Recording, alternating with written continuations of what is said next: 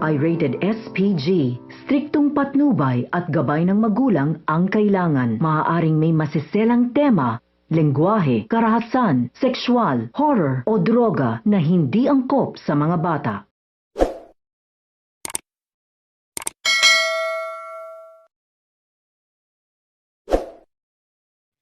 Hello mga kapuso and magandang hapon po sa inyong lahat.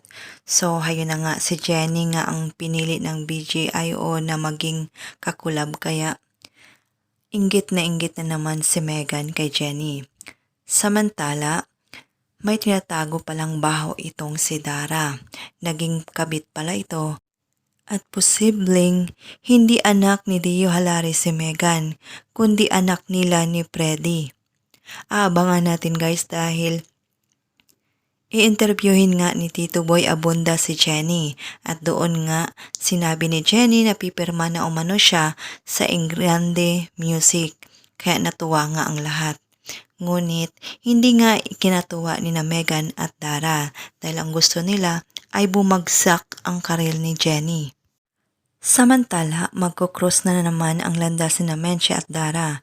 Sinabihan ni Menchie si Dara na sana umano hindi sumingaw ang kanyang baho.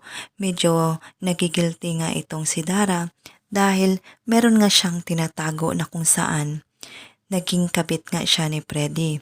Ano naman kaya ang gagawin sa kanya ni Miss Bana kapag nalaman niya ito?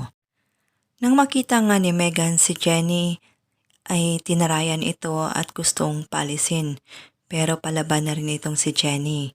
Hindi na umano siya basta-basta matitinag sa kamalitahan nitong si Megan.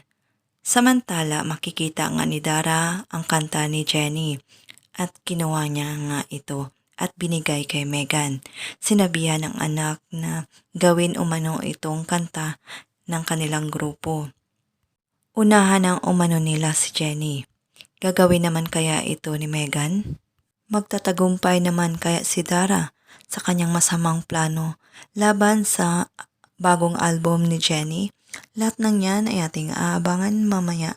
Maraming salamat po sa inyong walang sawang panonood. God bless.